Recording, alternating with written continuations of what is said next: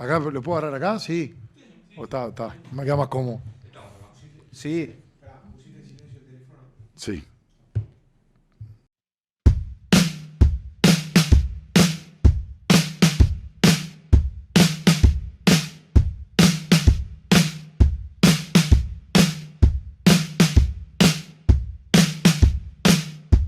Martín, bienvenido. Gracias, Jorge, por la invitación. Quiero arrancar por el lado, no, después nos metemos en el MIDES, política, etcétera, pero antes de todo eso, la génesis.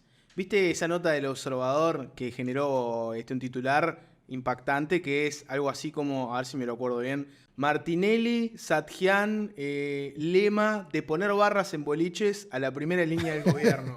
¿Lo viste esa Chocante. nota? Sí, la hizo Diego Cayota. Diego, la tenés. Ah, ¿viste? ¿Te acordás Me hasta quién es? acuerdo, me Sí, acuerdo. Diego cayó. En realidad, no lo digo por Diego ni nada.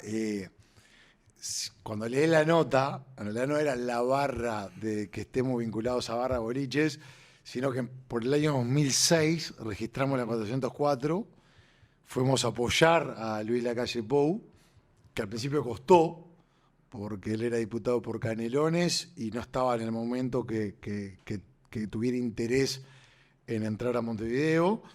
Y teníamos una elección de jóvenes que era en el año 2007, fue en mayo de 2007, la primera elección de jóvenes del Partido Nacional. Y la realidad es que no teníamos un mango ni siquiera para imprimir las listas o para tener un auto a disposición que salía a alquilar, por ejemplo, para llevar gente a votar con toda la ilusión de una primera elección nuestra. Entonces lo que se nos ocurrió en su momento era en hacer, en ese momento el partido hacía diferentes fiestas, que lo que teníamos era participación o buscar poner una barra para que con lo recaudado en esa noche podamos tener algún peso, algún mango para sustentar lo que eran los diferentes gastos de la elección de jóvenes. Es recurrir a la noche para financiar la política. No, porque clave. no era tan... Clave, ¿no? No, porque el Partido Nacional tiene mucha peña, que tiene que ver con folclore, que no todas son Pero ustedes eran la barra montevideana. Justamente ese mundo les costaba mucho más. Capaz que en el interior se estila más eso. No, pero se daba. ¿Se daba? Sí, se daba las peñas, en el toque folclórico, donde había toda una etapa, una parte vinculada a lo social, con una parte de escena, y después poner otro tipo de música para seguirla. No, yo me acuerdo en la juventud. O sea que nunca pusieron barra, era un titular. No, barra como en boliche en sí, capaz que en Noche de la Nostalgia y eso, pero era con una finalidad. No, pero no me acuerdo si fue ese mismo año de la elección de jóvenes, pero tenía que ver con buscar una fuente de recaudación. Hicimos rifas. Un DVD, me acuerdo que rifamos, y después no me acuerdo si un televisor, porque como te digo, no teníamos un mango. Yo trabajaba, cuando empezamos, trabajaba en una financiera que cerró, y después trabajé de cadete en una oficina de despachante de aduana al tiempo que se estaban dando las primeras elecciones. Entonces, y la verdad que Nicolás, José Luis, estábamos todos medio en la misma. Entonces decíamos, acá hay que imprimir listas, hay que tener gastos, y no teníamos mango. Entonces, siendo jóvenes en ese momento, más o menos lo que teníamos vinculación, buscábamos una fuente de ingresos para poder afrontar los gastos. La génesis de la 404 no es entonces las barras en los boliches. Me interesa rascar en esa anécdota que está buena, ¿no? O sea, ustedes arrancan en Montevideo, una barra muy joven, recién entrando en la política, y lo van a buscar a la calle Pou, que en ese momento era diputado en Canelones. Y él medio como que les dice al principio, che, no es el momento, bajen las expectativas porque ahora no es el momento de desembarcar. Esto es tipo 2006, como decías vos, ¿no? Sí, en realidad la génesis es el sueño. Yo lo he dicho en varios ámbitos, a veces suena un poco cursi, pero yo tengo un amor por Uruguay que es muy difícil de explicar. A mí vos me planteás cualquier tipo de alternativa, pudiendo ser elegido por la gente, de laboral, de desarrollo profesional, que no esté vinculado a trabajar por mi país, y para mí ya va a ser algo secundario en mis expectativas, porque para mí no hay nada que me haga más feliz que trabajar por mi país. Eso es una realidad. De hecho, soy abogado, nunca ejercí prácticamente porque me gustaba la actividad política, y ni siquiera puse un estudio para complementar, porque es tanto lo que me lleva de energía, de atención, de ponerle pies, o ponerle corazón, de ponerle ganas, que estoy 100% focalizado en esto que hago. O sea, que la génesis siempre fueron los sueños, siempre hablamos del tema país, soñando obviamente con dar la oportunidad de gobernar y demás. Pero en esa génesis, en lo que tiene que ver con los procesos, mirá, yo te cuento, el contacto con la calle Pou fue el primer contacto. Nos empezamos a reunir con diferentes estudiantes de Derecho y con amigos personales y decíamos, bueno, tenemos que conseguir una figura, que sea una figura nueva, que nos tiente a seguir. Y se redondeó en la calle Pou. Y teníamos que ver el contacto con la calle Pou. Cosa de la vida, yo una vuelta voy a ver a Peñarol con mi papá, después me voy a una parrillada, y en la parrillada estaba 3, 4 mesas, más adelante estaba el senador La Paz Correa, que es intendente de Soriano, y veo que estaba el senador, y nos acercamos, y yo le dije, mire, senador, la verdad que queremos tener un contacto con la calle Pou, para pedir una reunión, para trabajar para él. Muy casero todo, Muy, ¿no? muy uruguayo. La Paz, Gustavo, llama a Luis y me pasa el teléfono. Y Luis me acuerdo que iba manejando, y nos pone fecha. Y yo fui con 2 más a la reunión esa. Y fuimos nerviosos, nos juntamos creo que 2 horas antes en el anexo para preparar la reunión y demás. Cuando tenemos la reunión, Luis dice, muchacho, no les quiero hacer perder el tiempo. Yo estoy en Canelones, soy diputado por Canelones. Cuando entra a Montevideo tiene que ser de determinada forma y no quiero, la verdad, que jugar con las ilusiones que puedan tener. Salimos desmoralizados de la reunión, bueno, utilizando algunas expresiones que nos surgían del momento. Lo que hicieron mucho en la calle Pou en ese Claro, momento. pero también dijimos, este loco fue auténtico, fue en un ámbito donde muchas veces es cualquier monedita sirve. Vamos, un grupo de jóvenes nuevos en Montevideo y honestidad brutal. Entonces nos volvimos a reunir y dijimos, o es con la calle Pou o no será. Y volvimos a perseverar y fuimos con Nicolás Martinelli, no me acuerdo también si con José Luis, a otra reunión y nos volvió a decir lo mismo. Y fue tan honesto que dijimos, bueno, ¿sabes qué? Seguiremos en otra vuelta, esperaremos. Y un día Luis había hecho toda una gira, una recorrida por Europa, conociendo a diferentes políticos, legisladores, ministros y demás. Y cuando vuelve, se ve que estuvo repensando el tema y demás, me llama, no me olvido más, y me dice, ¿cuándo arrancamos? Y ahí fue que arrancamos. La primera elección fue la elección de jóvenes 2007, que tuvimos 399 votos. Queríamos redondear en 400, pero dijimos, 404. vamos a hacer quirúrgico. A ver si salga 404 Nos faltaron votos. 5, pero sí. Hermoso. Eso fue así, esa fue la... Después largamos el 11 de septiembre de 2008, públicamente la 404, tuvimos la primera interna que fue en el 2009, 15.170 votos, y así fue, hasta la última elección de octubre 2019, que llegamos a 58.000. Y En Montevideo. pienso que la calle, primero que nada, mente maestra política les hizo la reversa psicológica, ¿no? O sea, se hizo desear, les hizo toda la jugada, ¿no? Lo cual te habla de su visión política. No, lo que te iba a preguntar es, vos, Martinelli, Satjian y la calle Pou, capaz que siendo un poco más grande, eran una generación muy nueva, ¿no? Que salió un poco, no te digo de la nada, pero en el caso de ustedes casi, ¿no? Y hay en la vieja Guardia Blanca, en los dirigentes históricos, cuando empezó a agarrar fuerza, ¿no? La lista de la calle Pou, ustedes en Montevideo. ¿Cómo fue ahí la relación? ¿Hubo algún momento donde tuviste que meter algún codazo, donde tuvieron algún roce? ¿Cómo fue? Excepcional la relación. Le dieron la bienvenida. Ahora, en el año 2009, que el candidato era la calle Herrera, y la 71 estaba muy consolidada en ese momento, no era fácil mecharse, pero no por un tema de actitud por parte de los dirigentes de la 71, sino porque era una marca muy instalada, muy asociada. Ahí era 100% herrerismo. Claro, o sea, pero no, yo tengo Vos fuiste muchos... asesor de la calle Herrera, ¿no? Sí. Claro. Sí, fui asesor en 2010-2015. Yo siempre digo, hay 2 personas que les debo las oportunidades. En primer lugar, Luis la calle Pou. En segundo lugar, Luis Alberto la calle Herrera. Yo, si no, difícilmente hubiera podido plasmar esa vocación que te comentaba. Por aparte, yo no vengo por familia política y ni siquiera votaba en el Partido Nacional en mi casa. Mi padre llegó a votar al Frente Amplio con su hermano Michelini. Mi mamá, básicamente colorada. Hoy están los 2 blanqueados. Fueron tus primeros 2 votos. Los primeros Bueno, votos que siempre, conseguiste. no, siempre el apoyo pero está, digo, mi padre nada que ver con la actividad política. Mi padre, ahora jubilado, trabajaba en el banco hipotecario. Mi mamá maestra, también jubilada. Yo veía muy lejos la posibilidad de poder, y desde muy chiquito yo decía que iba a ser político. Yo entré a la Facultad de Derecho no para ser abogado, sino para ser político, porque era la herramienta de formación que veía mejor para poder concretar esa actividad que yo quería llevar adelante a lo largo de mi vida. Y la verdad que yo creo que ser agradecido es de las responsabilidades más grandes que tiene que tener una persona. Yo tengo un profundo agradecimiento por Luis, la calle Pou, y por la calle Herrera, que me dieron estas oportunidades. Pero ¿qué pasa con el pedigree, ponele, en el Partido Nacional? Porque viste que es un partido que tiene familia de mucha historia, y es un partido donde se estila mucho, viste, blanco, pura cepa, la trayectoria política del padre, del abuelo, te rastrean y te van, no, mi bisabuelo peleó con Aparicio, un tipo como vos, que no era de familia blanca, que no tenías un background ahí, viste, en el mundo del Partido Nacional,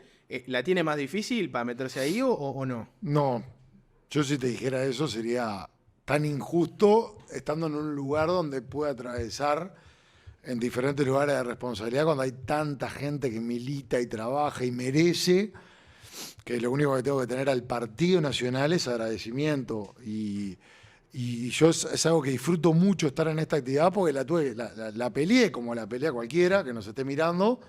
Yo arranqué mi vida laboral a los 15 años laborando de mozo en cumpleaños de 15 y casamiento.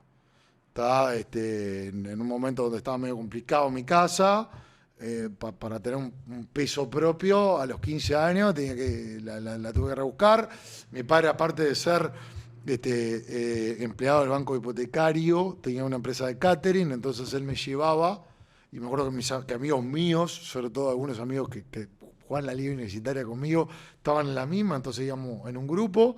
Una vez trabajábamos de mozo, en la bacha, etcétera, etcétera, que nos servía, la verdad, para hacer el peso en la semana. Después, con 18 años, laburé en un pool y con maquinitas en Orinoco y Michigan. El clásico pool de Orinoco y Michigan. Willow. Claro, para la gente que ¿Fuiste? conoce la zona, sí, claro. Bueno, yo te vendí la ficha. Claro, seguro, puede ser, Yo te vendí la puede ficha, ser. cerraba, hacía de todo. Bueno, después laburé en un cambio, en el cambio 18, que laburé en La Unión, en 8 de octubre y La Ravide. Después entré en una financiera, como te comentaban. Después de la financiera, como la financiera cerró, que al final fue un cierre parcial, pero yo ya me había comprometido, fui a laburar con despachante de aduana en la Ciudad Vieja, que trabajaba en una oficina. Después de ahí di un saltito, que empecé trabajando como jefe de recursos humanos de una empresa chilena en Uruguay, que bueno, estaba a cargo de Uruguay y de Brasil, que ahí empecé a tomar otra jerarquía porque lidiaba con el sindicato, coordinaba con el sindicato, trabajaba muy conjunto con un asesor en ese momento que me permitió desarrollarme prácticamente en la gerencia de recursos humanos. Y cuando estaba en ese momento... Tuviste que elegir. Tuve que elegir. En una reunión que tuve con Luis, que Luis me plantea, vos, mirá, me gustaría que te dediques 100% a la actividad política, estos fines de 2008, no te puedo pagar lo que vos ganás, pero me gustaría que estés. Yo en ese momento aparte no sabía si iba a ser candidato a diputado en el 2009, que terminé siendo segundo en la lista 404, sacamos uno solo, por tanto tuve que esperar al 2014 donde sí salí, y la realidad me la jugué el todo por el todo. No tuve, en la propia reunión le dije a Luis, vos, no tengo nada que pensar, voy a hablar con mi jefe, que era el gerente regional argentino, hice una transición y me la jugué cuando en el año 2009, el 25 de octubre de 2009, yo no salgo diputado, me llama el que era mi jefe, el gerente argentino que te comentaba, porque se había enterado, y me ofrece, a la luz de los hechos, volver a laburar. No saliste, volvé. Claro. No saliste, volvé. Y me ofreció un trabajo en Argentina, en el Parque Industrial de Pilar, que era muy tentador desde el punto de vista económico y desarrollo profesional, si quería llevar adelante más que nada la tarea de recursos humanos, relaciones laborales. Y ahí le dije a Horacio, se llamó Horacio Beltrán, le dije, vea Horacio, yo sueño con esto, ya estoy acá, voy a apostar a algún día poder concretar ese sueño. Entraste como asesor de la calle, ¿no? Ahí trabajaba La con calle Luis, Padre, ¿no? con los dos. Con los dos. Con los dos. Diferencias entre la calle Herrera y la calle Pou. Hablame de diferencias y similitudes entre el padre y el hijo, vos que laburaste con Los dos. tiempos, obviamente que generan diferencias. No es lo mismo ser presidente de la República en los años que fue la calle Herrera que en los años que fue la calle Pou. Prácticamente cuando empezó el gobierno de la calle Herrera creo que ni el celular existía.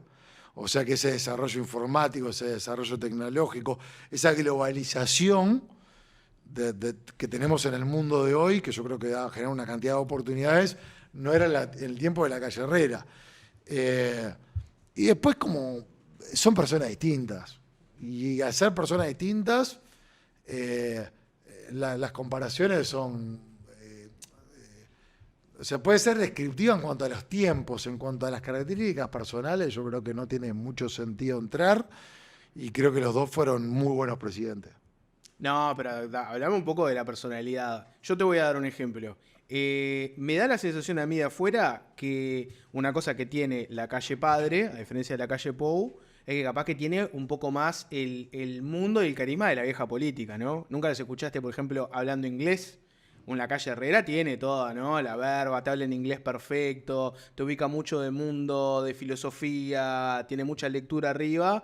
Y capaz que la calle Pou es un tipo mucho más pragmático, como decís vos, del mundo, de las comunicaciones. Su forma de comunicar es distinta, ¿no? Tiene una llegada capaz en el mano a mano distinta. Por ahí, por ejemplo, yo veo una diferencia. En el trato personal, por ejemplo, o en el estilo de hacer política, ¿vos qué diferencias le ves? Lo que pasa, Jorge, que es muy difícil que yo te pueda establecer diferencias personales cuando los conocí en diferentes etapas de sus vidas. Claro, vos decís, me hubiera gustado, si hubiera estado en los 90... A la calle Herrera lo conocí de veterano, claro. Y a Luis lo conocí de muy joven. Y en realidad, yo que cumplo 42, no soy la misma persona que a los 20, 25 años. Entonces, seguramente el que me conoció a los 20, 25 años me conoció ciertas características que hoy cambian porque es lógico el desarrollo. Hay una frase que es muy descriptiva que dice que si vos a los 20 pensás lo mismo que a los 40, perdiste 20 años de tu vida, porque es una lógica que vos interpeles lo que pensás, porque el mundo cambia. Y eso que vos decías, capaz de una mayor lectura que podría llegar a tener la calle Herrera, también es producto de los tiempos. Claro. ¿Por qué? Porque en aquel momento, donde no estaba el aparatito este que tenemos nosotros acá, ¿tá? Donde había que llamar a un teléfono de línea, donde la información llegaba en tiempos mucho más lentos, había otro tiempo para leer. Vos te instalabas en cualquier rincón de tu casa a dar lectura a un libro y tenías tiempo y aplomo para hacerlo. Hoy por hoy en tu casa, esto juega. Sí, y el tic-tic, claro. Y que el WhatsApp, y que pasó tal cosa, y que la información. Entonces hoy, así como antes estaban ciertos desafíos producto de la época, hoy son otros. Y el desafío de hoy es la capacidad de respuesta inmediata a muchas cosas. Entonces, lamentablemente, tenés que estar pendiente. Yo me pasó una historia personal, que está colgada en una historia nacional, que los primeros días de abril, yo soy muy fanático de la historia de los Andes.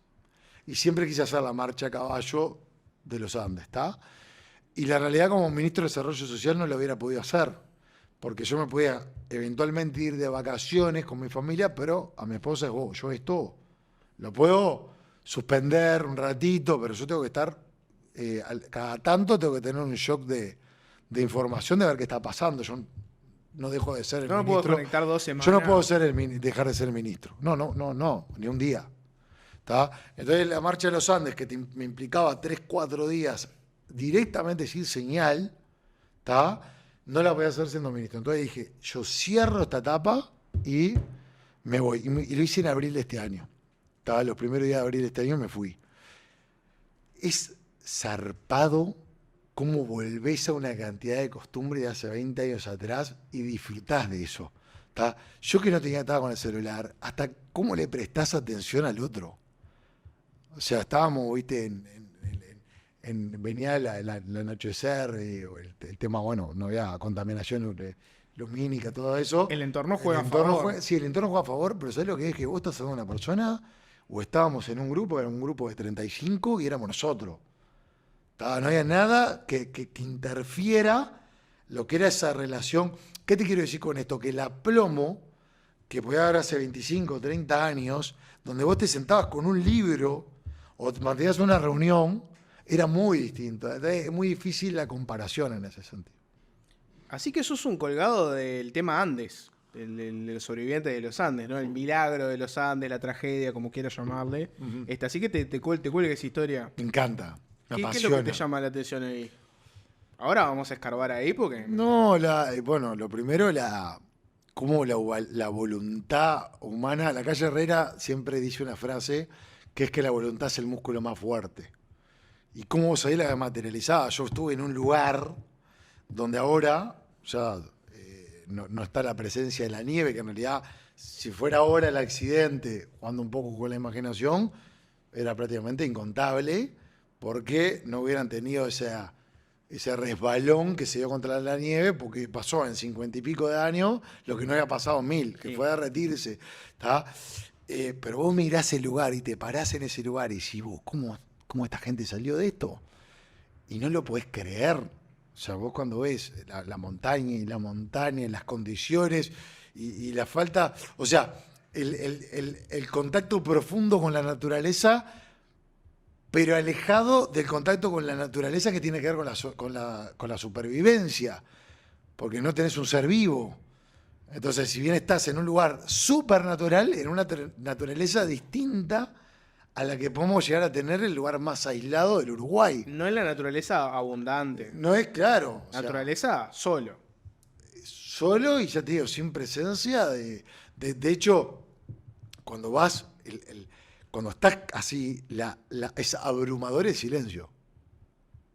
Porque no hay un pájaro, no hay un ser vivo, como mucho tenés, sí, alguna cañada, pero no tenés nada que te despierte o sea, te genera te intimida el silencio. Entonces vos vas a un lugar de esos, ves la dimensión de un lugar de esos, y ves que la voluntad, el querer vivir, logró superar el accidente, las malas noticias, las condiciones tan complejas que tuvieron que atravesar durante tantos días.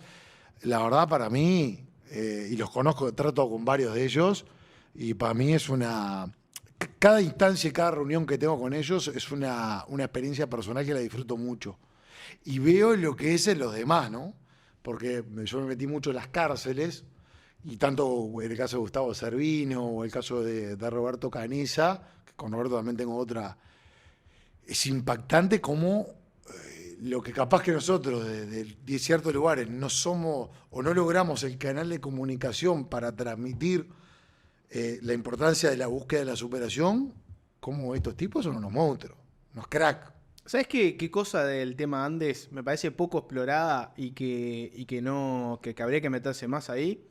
Lo he hablado bastante con Juan Chuní, que es un que también, viste, recontra colgado de los Andes, sabe pila del tema, ha hablado, viste, con ellos también. Viste que no está tan claro que a la llegada, cómo fue el recibimiento, ¿no? Porque viste que venían, otra época, ¿no? Imagínate, hablamos de la diferencia de ahora con los 90s, imagínate, ¿no? Sí, total. Otro mundo, ¿no? Llegar y tener la historia de haber, viste, consumido la carne de personas que se habían muerto, era un tema absolutamente tabú. Y claro, muchos de ellos, el recibimiento social fue medio complicado, y al punto de que la familia, viste, también hubo todo un tema tabú alrededor, yo qué sé, desde boludeces como que tus hijos vayan, viste, al colegio y les hagan algún chiste vinculado a ese tema, como que a vos en tu círculo social inmediato, viste, te hacen preguntas incómodas.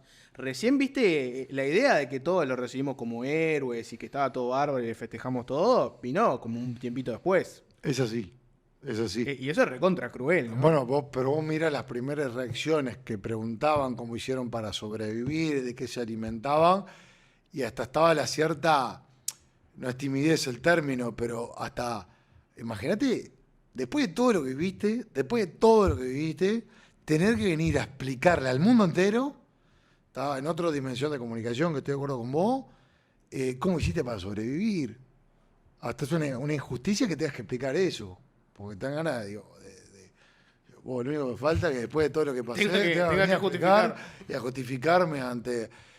sí, es un tema a escarbar, pero son de las historias que yo creo que, que a veces los uruguayos nos pasamos de humilde, o nos pasamos de perfil bajo, sería el término, y no sé si le damos la trascendencia que ha tenido esa historia en lo que es la vida nacional. Volvemos a la política. Cuando fuiste diputado, vos cultivaste un perfil que es interesante, ¿no? O sea, estuviste, yo qué sé, haciéndole la marca personalizada a ACE, Mides, viendo básicamente cómo se gastaba la plata, si había irregularidades. Y viste que es un perfil que tiene pros y contras, ¿no? Ser la persona que le hace el contralor a cómo se gasta la plata de un gobierno, yo qué sé, por un lado cultivás un perfil interesante para los tuyos, ¿no? Y para el público que quiere ver en qué se gasta esa plata, pero también, viste, que más algunos puentes, generar, viste, incomodidades. Hay políticos que eligen no hacer eso, viste, hay políticos que van por otro camino, que su trabajo legislativo pasa por otro lado. ¿A vos qué te dejó eso? Porque por un lado, entiendo que a vos te ayudó mucho, digamos, en tu carrera, en tu experiencia de cómo se gestionan las cosas, pero al mismo tiempo seguramente para buena parte de la izquierda pasaste a ser el enemigo, ¿no?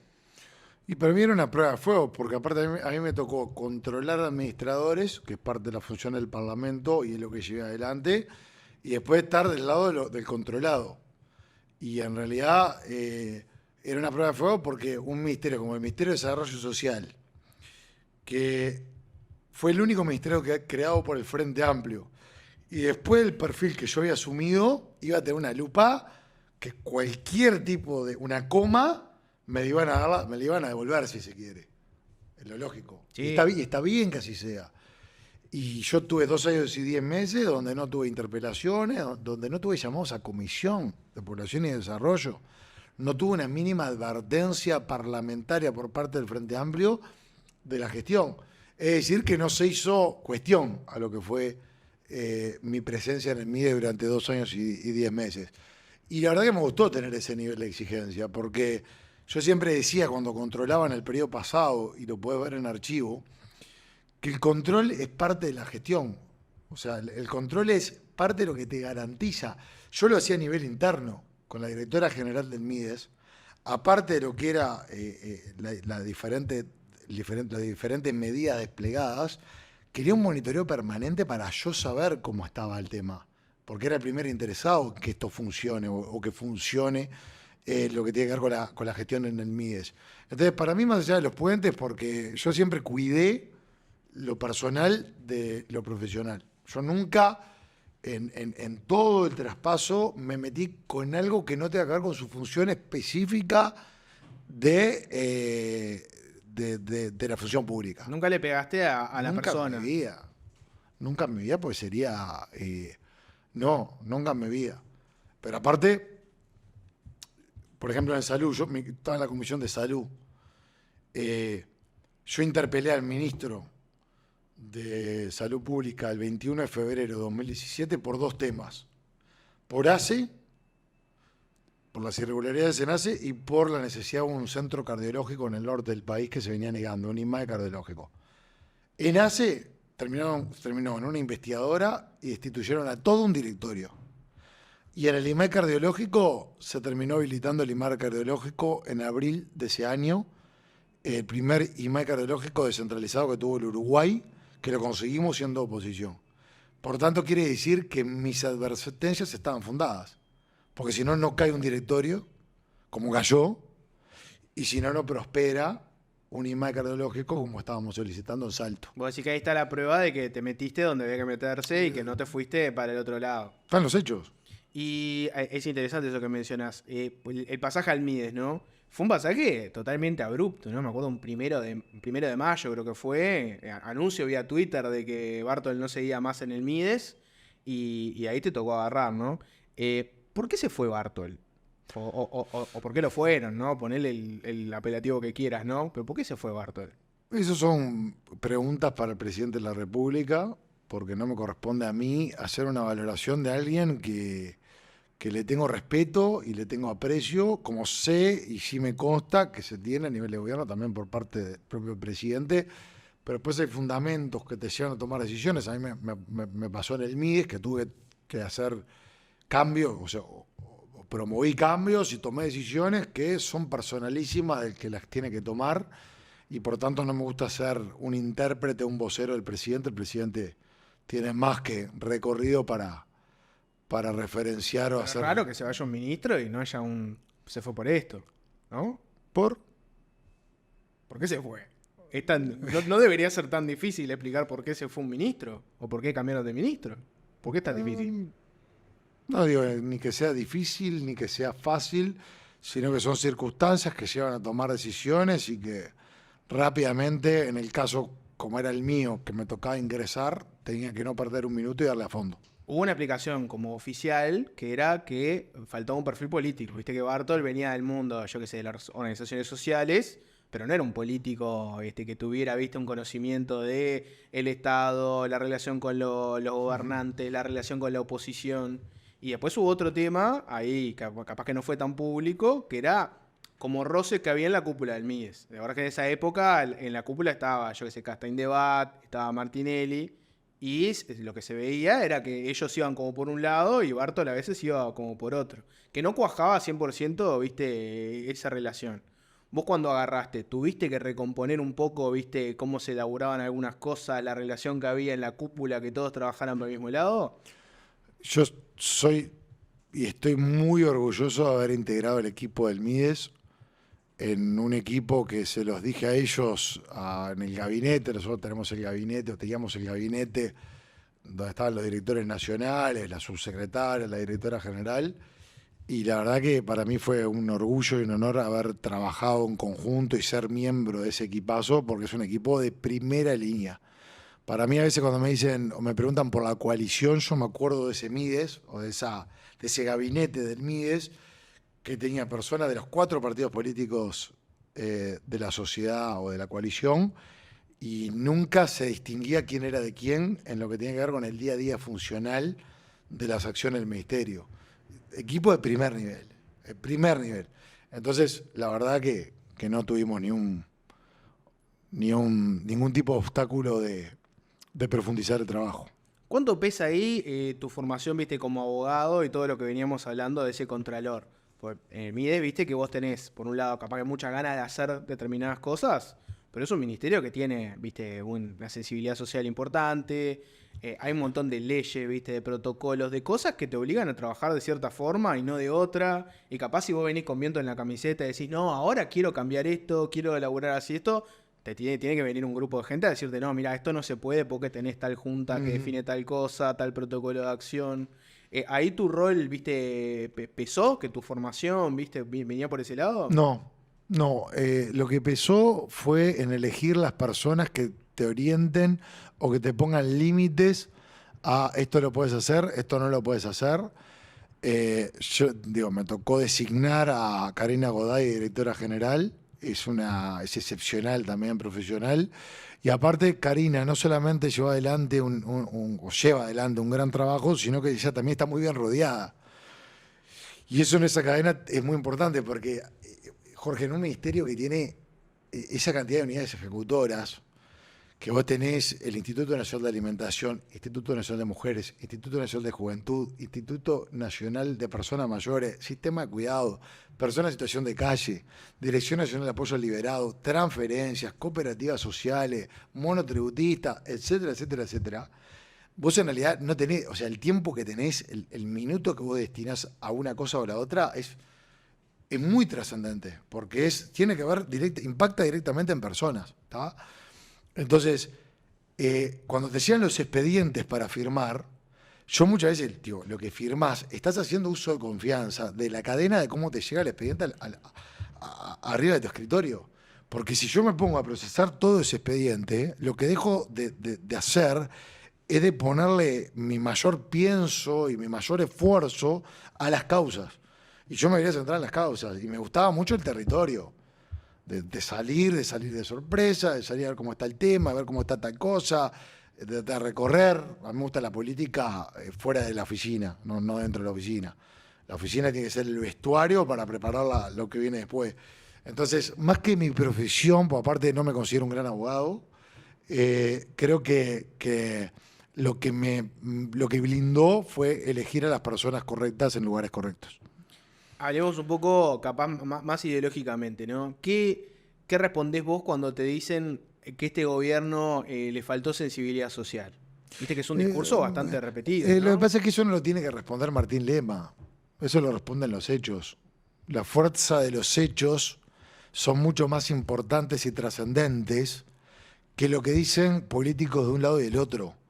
Los que pueden llegar a decir eso son los que nunca citaron al Parlamento por estas razones. O sea que en realidad no es creíble que un legislador del Frente Amplio, por ejemplo, haga referencia a una falta de sensibilidad social cuando estando en lugares de responsabilidad parlamentaria no hicieron acciones para buscar cambiar o para advertir o para cuestionar las políticas.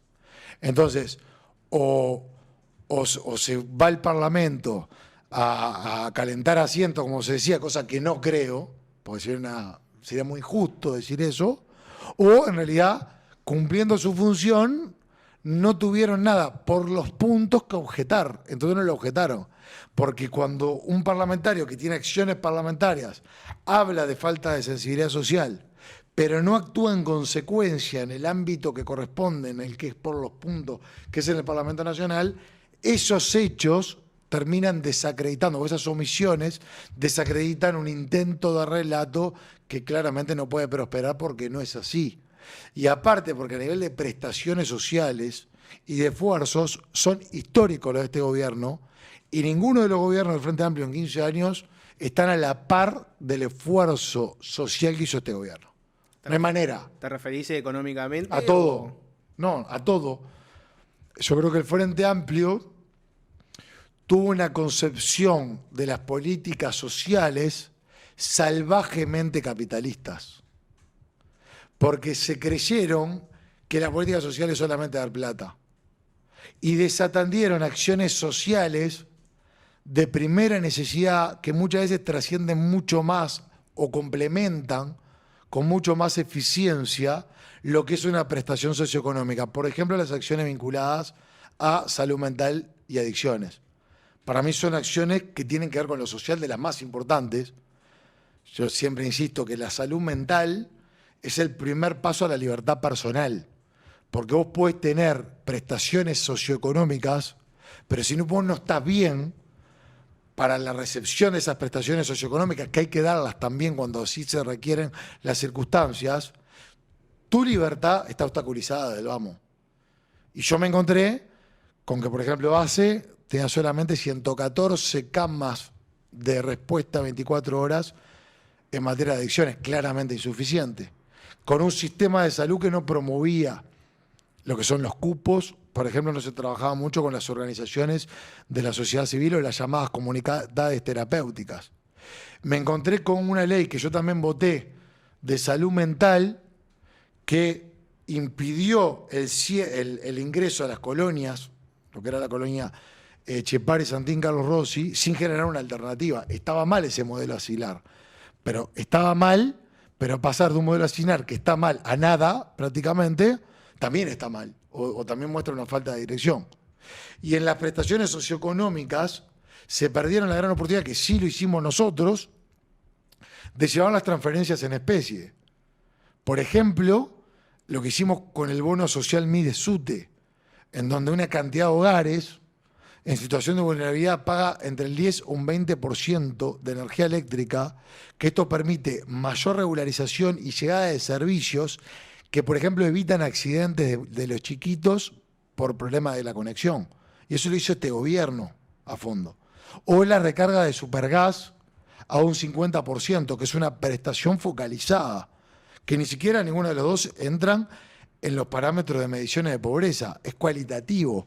Es decir, la acción social entendemos que es darte las herramientas para que vos cada día precises un poquito menos. Mientras lo precise va a estar, pero lo que necesites es un poquito menos. O un plan que desarrollamos a través del INDA, del Instituto Nacional de Alimentación, que es el PAT, Plan de Alimentación Territorial, que es inédito.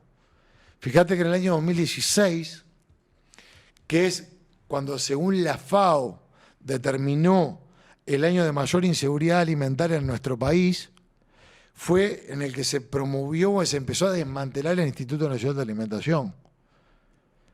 Y ahora Uruguay, por ejemplo, según la FAO, en un informe de agosto del año 2023 o del año 2022, no me acuerdo, uno de esos dos, Uruguay es el país con mejor desempeño de la región en materia de seguridad alimentaria. Entonces, se pueden intentar decir algunas afirmaciones, o se pueden hacer afirmaciones intentando cumplir un objetivo, pero los hechos son mucho más testarudos, mucho más necios, y los hechos sociales o las acciones sociales en este periodo no hay antecedente en la historia reciente de la fuerza con la que se llevaron adelante y con la sensibilidad social que se llevaron adelante. Te pregunto algunas cosas como hitos o clásicos temas que se discutieron en este periodo del MIDES, y después nos vamos al mundo de la política. Por ejemplo, ¿no? Está bien, vos hablabas del tema de alimentación.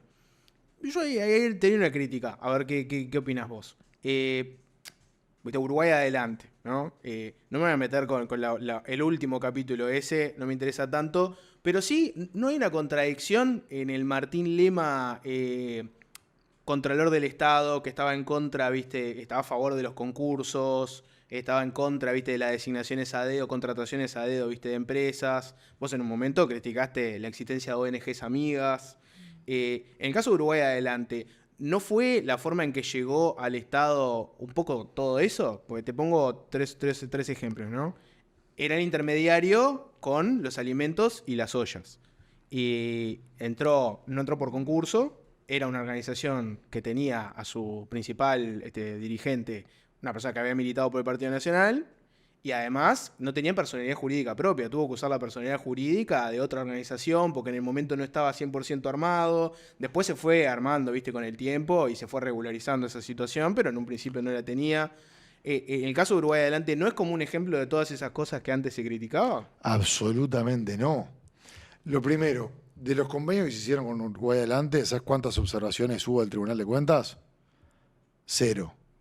O sea que una cosa es una designación directa y otra cosa es pasible de ciertas advertencias o irregularidades y sostenidas en el tiempo.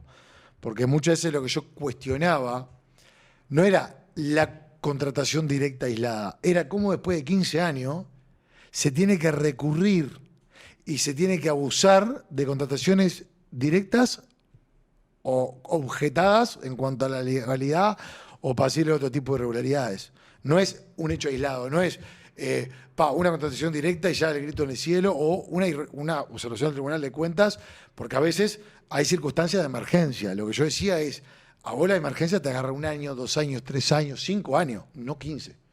Así que primero es distinto y aparte no hubo observación del Tribunal de Cuentas en los convenios.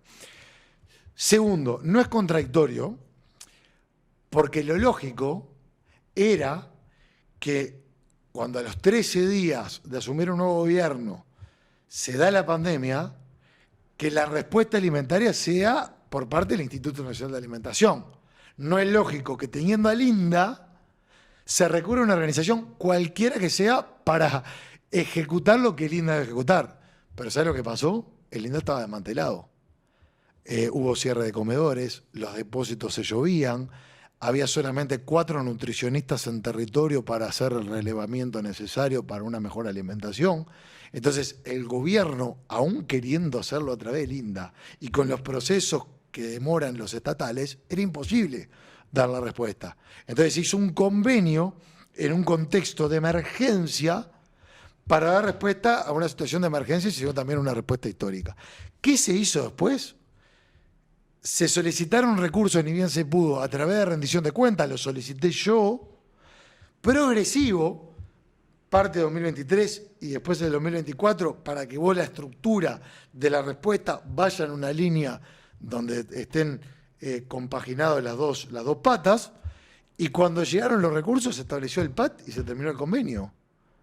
No hace 1 año y pico, 2 años que ya no está, 1 año, no me acuerdo cuánto, que era todo Uruguay adelante. Sí, ya no. Entonces fue absolutamente coherente el proceso. Se utilizó un convenio sin observación del Tribunal de Cuentas para una situación inédita de emergencia porque el INDA no estaba preparado para dar respuesta, y ni bien se logró la normalidad y se solicitaron los recursos, se sacó a esa organización y se dieron la respuesta histórica en materia de alimentación a través del Plan de Alimentación Territorial.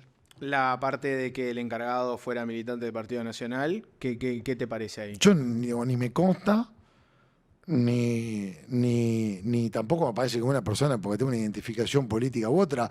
El MIDES y varios organismos contratan con organizaciones que no quiero nombrar porque no quiero poner un manto de algo, porque justamente lo que quiero evitar, que venían de antes. Y en algunos casos estaba la presunción de que miembros de esas organizaciones pueden estar vinculados a una militancia. Yo no miro a la gente que vota o dónde milita, yo miro el servicio. Y esto, aparte, no me quiero lavar las manos. Uruguay Adelante fue antes de que yo ingrese y yo estoy de acuerdo con lo que se hizo. Digo esto para ponerte un mojón de que hay veces hay cierta información que se te puede escapar, pero se actuó con absoluta transparencia al punto de que no hay observaciones, se actuó con total transparencia al punto de que están las rendiciones de cuentas y demás, y al punto también de que no fue algo que se tomó estructural, sino que se tomó por un periodo de tiempo. Y cesó. Y cesó cuando cuando se pudo lograr estructuralmente. Pero a mí me calentaba tener que recurrir a la organización que sea cuando tengo el instrumento público. El tema que agarramos un instrumento desmantelado. Y otro clásico tema del MIDE de este periodo, ¿no? Personas en situación de calle. Vino Micaela Melgar hace un tiempo, ¿no? Hubo una serie de cosas positivas que hizo el gobierno, ¿no? Te cito algunas, ¿no? Para no hacer la lista extensa y larga, ¿no? Pero, por ejemplo, yo qué sé, diversificó la oferta, tener refugio, viste, que sean en distintos horarios, en distintos lugares, distintas modalidades, ayuda a que la gente, viste, tenga una solución. El tema de las adicciones, se empezó a tratar adicciones a personas en situación de calle. Por decirte alguna de las cosas como más bandera de lo que se hizo, ¿no? Sin embargo, bueno, los datos, capaz que ese también es otro tema, ¿no? Si no sabés cuál es la realidad, es muy difícil saber si estamos mejor, peor, comparar. Y pese a todas esas cosas, igual aumentó la cantidad de gente en situación de calle, ¿no? ¿Por qué pensás que aumentó la gente en situación de calle? Bueno, lo primero, está muy bueno el planteo. El MIDES da respuesta a una situación consumada. O sea, el aumento no necesariamente está vinculado a una sola institución. Para ponerte un ejemplo, vos salís de tu casa y ves una persona que está en la vereda, ¿está? Esa persona o puede haber estado por un tema de salud mental, que no tuvo ingreso en las colonias por lo que te decía y terminó en la situación de calle, porque salió de la cárcel, como son muchos casos, no tenía dónde ir y salió la noche anterior y terminó en la situación de calle, o porque tuvo un problema de adicciones, rompió vínculos familiares y terminó en situación de calle. El MIDES lo que tiene que hacer es dar respuesta. Y se dio al 100% de las solicitudes durante diferentes planes inviernos consecutivos, que tampoco tiene precedente. Cuando se llama al MIDES es porque ya ocurrió la consecuencia. Es el último eslabón dentro de esa cadena. Ahora, esto no nos puede conformar. Tenemos que ir a las causas. Por primera vez se está trabajando en las causas. ¿Qué es lo que te lleva a cuando vos mirás a mediano y largo plazo poder empezar a revertir el problema? Porque es como el auto que pierde aceite. Vos le podés echar aceite, echar centros de respuesta, diversificar la respuesta, etcétera, etcétera, etcétera. Ahora, si vos no arreglás la pérdida, la chorrera va a seguir y la necesidad de seguir echando aceite así va a seguir. Entonces, para hablar en serio y a fondo del tema hay que ir a las causas, ¿tá? Veníamos de una avalancha de aumento. De hecho, se logró desacelerar. Entre 2016 y 2019, el aumento de personas en intemperie fue un 88%. Y entre 2019 y 2023 fue un 33%. No tiene que conformar, pero se venía una avalancha. Y sin herramientas para detener ese crecimiento. Porque no se trabajaban las causas y porque la respuesta del MIDES era claramente insuficiente.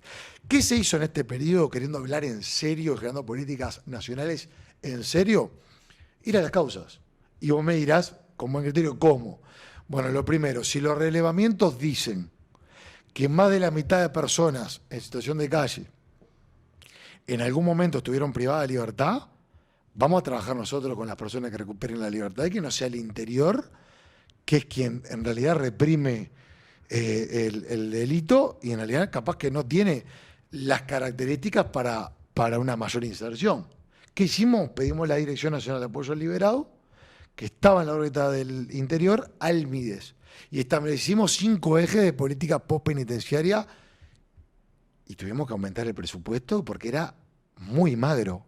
Nos vino con 10 millones de pesos al año para atender más de 9.000 personas que salen al año. Sí, es imposible. Está, por eso. Entonces vos decís, ni el mayor optimista puede entender que cuando hay un 54% al menos de personas que están en la calle, que tienen que ver con que recuperan libertad, vos con 10 millones de pesos y recién con un cambio estructural de estas características, el efecto se da en el propio periodo. Es realmente apelar a la lógica.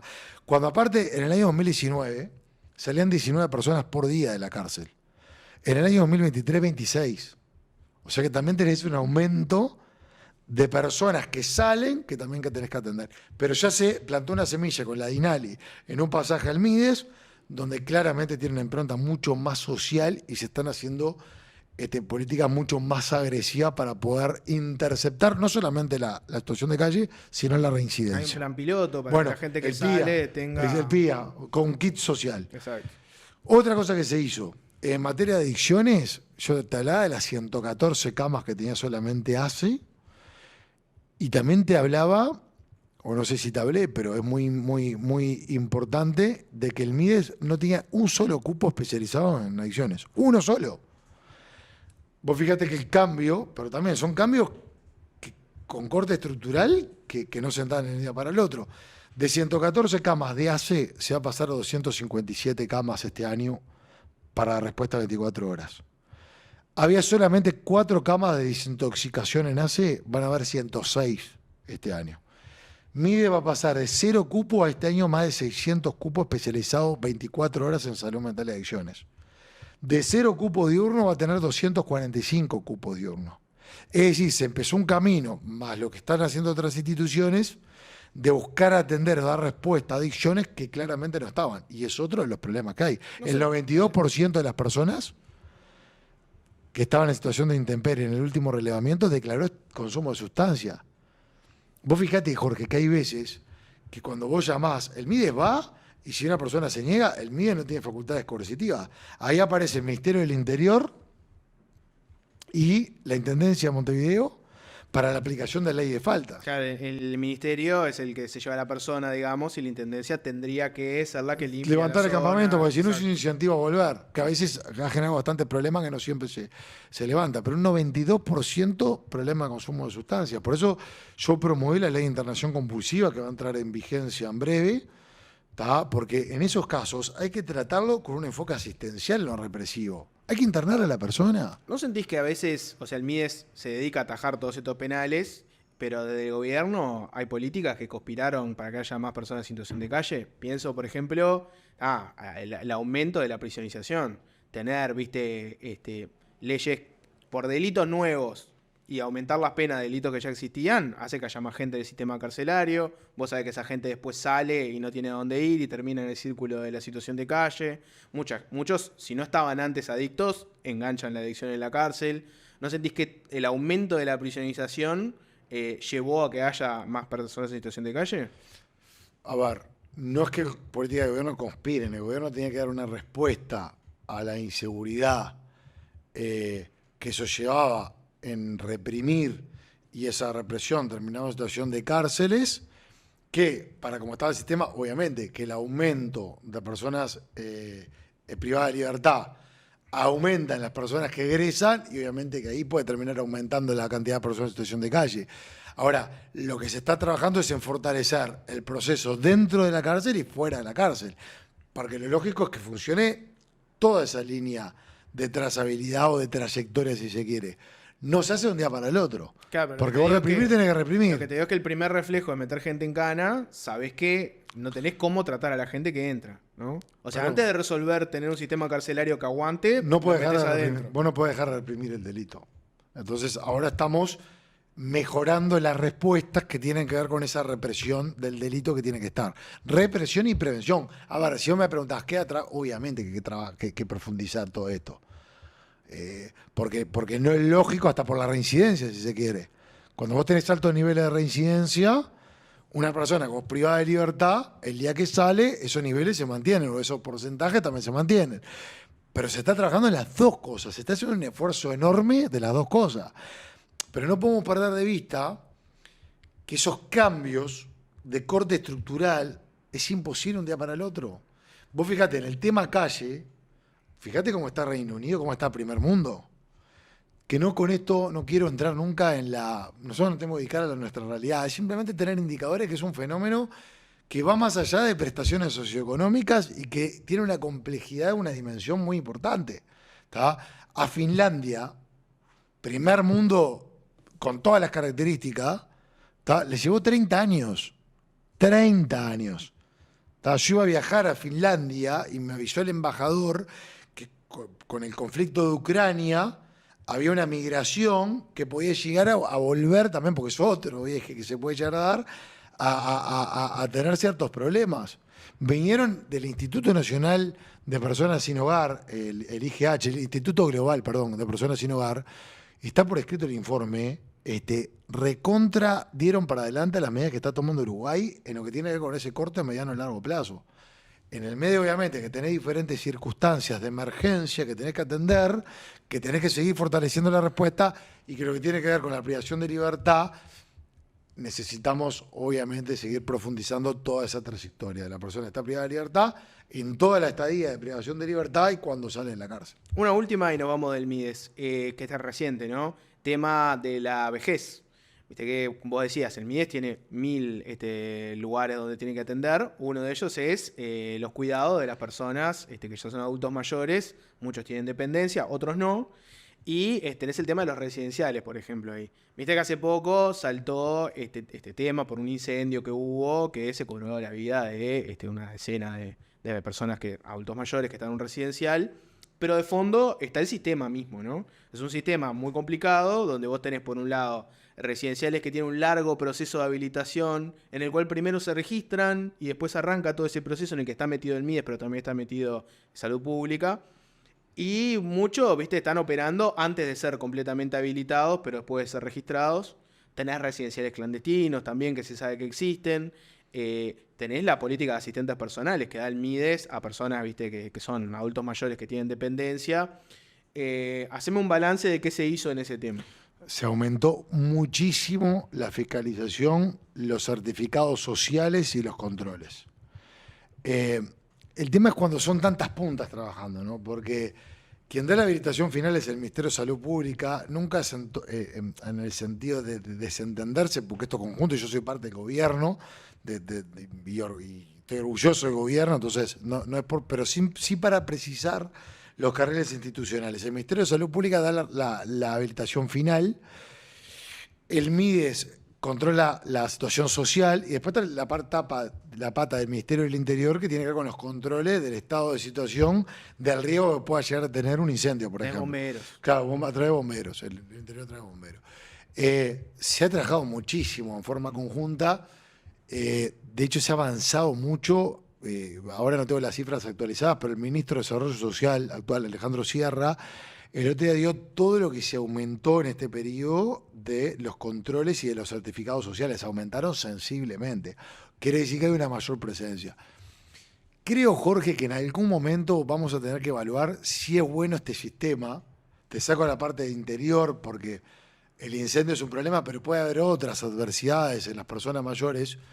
De si es bueno que esté el Instituto Nacional de Personas Mayores en el MIDES y todo lo que tiene que ver con el aparato de personas mayores sanitarios en el Ministerio de Salud Pública. Yo en su momento pedí un análisis de si I mayores tiene que estar en el MIDES.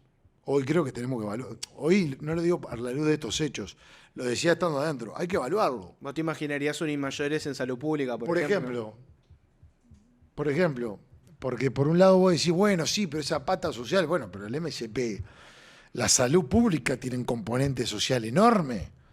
Entonces, vos al llevar adelante el instituto, más allá de la coordinación que haya, hay controles del MSP, hay controles de MIDES, se da el certificado social, se da la habilitación sanitaria, que es la total, pero todo eso te lleva un trabajo también de coordinación y de esfuerzos que capaz que si está todo en una misma órbita es de mucho mayor celeridad.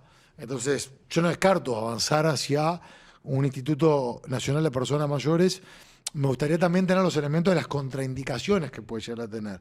Pero a la luz de que estamos muy de atrás, veníamos muy de atrás, avanzamos, pero la seguimos corriendo de atrás, porque se ve de la cantidad que puede haber en forma clandestina o irregulares, etcétera, etcétera, necesitamos tener un parámetro institucional de una mayor velocidad en esa ejecución de la fiscalización. ¿Qué pasa con los cuidados ahí? Por ejemplo, en este gobierno, ¿se aumentó la cantidad de asistentes personales para adultos mayores? ¿Son los mismos que había antes o menos? Se mejoró radicalmente el sistema de cuidados. Primero, por primera vez, ha insistido mucho en esto la directora Florencia Kral, se está tratando de ver una sostenibilidad del sistema de cuidados. Cuando se aprobó, muy bien intencionado, yo también lo voté, no se proyectó la situación financiera para que hagan sustentable y sostenible el sistema de cuidados. Buen sistema, Recién poca ahora. financiación. Y una cosa es en el papel, que creo que nadie está en contra, y otra cosa es decir, vos, pero para, ¿cómo lo sostenemos esto? Y recién ahora, a través de Florencia Kral, bueno, Nicolás Escarel, el secretario nacional de Cuidado, se puso en el tapete y está prever cómo va a ser sustentable el sistema de cuidado. Porque como todo, vos podés hablar de muchos o pocos asistentes personales. El tema es, ¿está proyectado los gastos responsablemente del sistema de cuidados? ¿Y está la forma viable económica de garantizar y sostener el sistema de cuidado? Y eso es fundamental. ¿Y pusieron más plata o la misma o menos? No, se votó incluso de decir en qué. En el caso, por ejemplo, de niños con TEA, por decirte un ejemplo. Muchas veces se solicitaba al MIDES un asistente personal para el niño en la escuela. La realidad, y hay informes técnicos del año 2019, que no siempre el asistente personal te resuelve ese tema. Primero que la escuela nunca puede impedir o negarle el ingreso a un chiquilín por una situación de discapacidad. Primero, ahí se estableció un protocolo y demás que también se avanzó. Pero por el otro, una cosa es un asistente pedagógico que no tiene que ver con el MIDES, y otra cosa es un asistente personal, en donde el sistema de cuidado está principalmente diseñado para el hogar. Entonces estaba solicitando para escuelas lo que no tenía nada que ver con el diseño y con la implementación del sistema de cuidados. Pero ¿qué se hizo? No nos quisimos quedar con la negativa o afirmativa, pero solamente con un asistente personal que muchas veces no es el recomendado para estar en un caso como el que yo te decía, como el de TEA. ¿Qué se hizo? Se pidió presupuesto para una cantidad de asistentes personales en centros públicos, en donde entre ANEP y el MIDES se genere la figura del asistente pedagógico para dar la respuesta que esa familia necesita y que ese chiquilín necesita. Y entonces ahí se promovió el aumento de recursos y se van a alcanzar, o se busca alcanzar, 300 centros que puedan disponer de asistentes pedagógicos para resolver ese tipo de circunstancias. Por lo tanto, tenemos un sistema de cuidados que en eso llegó a las escuelas, cuando anteriormente solamente se quedaba, como fue el diseño inicial, en los hogares. Se mejoró la humanización en los protocolos de advertencia de situaciones que puedan tener con maltrato. Se mejoró a través de piloto lo que tenía que ver con una provisión colectiva, se generó, porque antes al asistente personal, cuando se rompía el vínculo con la persona que recibía los cuidados, estaba en la nebulosa. Tanto la persona que recibía los cuidados, che, ¿ahora qué pasa? ¿Tengo el derecho? ¿No tengo el derecho? ¿Lo pierdo? ¿Es personalísimo de la persona? ¿O está vinculado estrictamente a la persona que lo estaba dando? ¿O yo lo tengo? Lo mismo el asistente personal, que muchas veces perdía su fuente laboral y iba al Ministerio de Trabajo y marchaba. Entonces se estableció un mecanismo de previsión colectiva a través de un piloto, muchas veces con cooperativas de asistentes personales, que por ejemplo, alguien te está llevando adelante una prestación de cuidado. Ponele que no funciona la relación y nos peleamos. Yo soy asistente personal y vos recibís los cuidados, nos peleamos. Al ser una previsión colectiva, vos no perdés tu derecho, porque yo me voy, pero viene otra a ejercer tu derecho, y esta persona ejerce el cuidado, siempre y cuando, obviamente no haya maltrato, etcétera, etcétera, en otra persona que también tenga el derecho a el cuidado. Podemos verlos sin que se pierda todo. Exacto. Entonces se mejoró mucho, como todo. En un periodo donde tuviste que afrontar una pandemia que te llevó 2 años, con 2 sequías, una sequía de invierno, otra sequía de verano, que te provocó otras crisis, que son millones, garantizando agua en ese caso, claramente, a un condicionado, mejoramos todas las prestaciones. Pero en números, ¿hay más asistentes personales? Se llegó al máximo registro de asistentes personales. Ahora no tengo actualización, hace 5 meses y algo. No tengo la actualización, pero llegamos a tener el máximo registro. O sea que hoy este gobierno deja más asistentes personales para adultos mayores. Tengo que para ver cómo está infantes. el registro ahora. Deja un sistema de cuidado mucho mejor del que recibimos.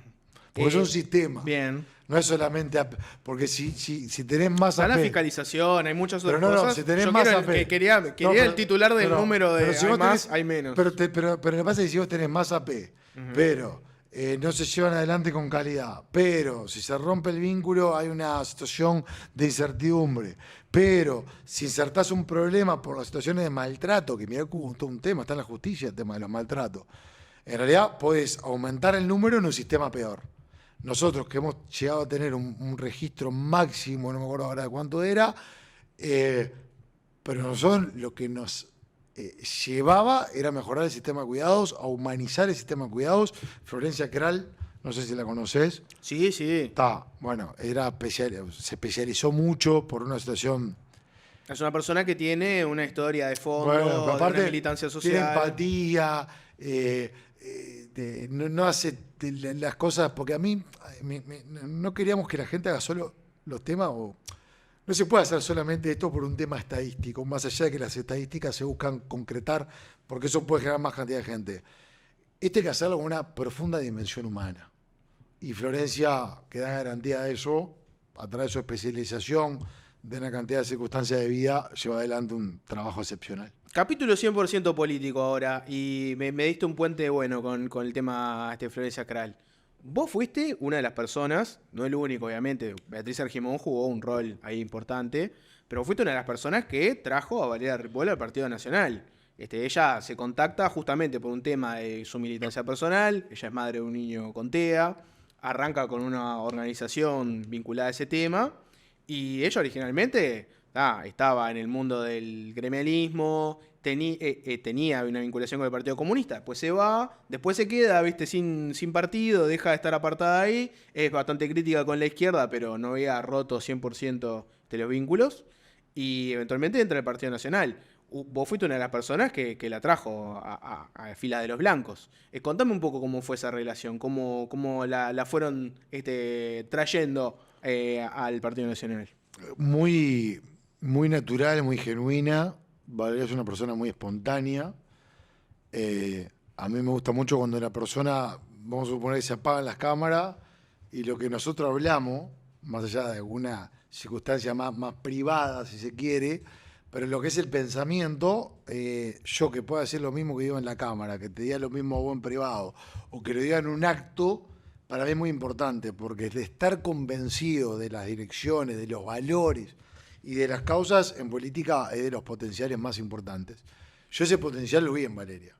Cuando una persona está convencida de las cosas, convencida de lo que hace, convencida de lo que hay que ir.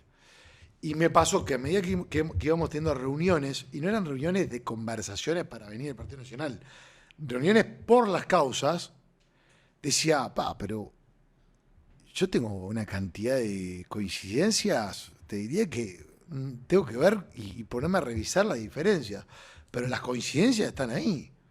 En realidad pensamos muy parecido y compartimos valores en forma muy parecida, entonces ahí me fue generando un entusiasmo de decir, cómo una persona con una trayectoria en un lugar muy distinto al que me encuentro yo, podamos llegar a tener tantos denominadores en común, que bueno, que eso fue llevando después a entrar a la área chica, de hablar de, che, Valeria, tengo que estar juntos.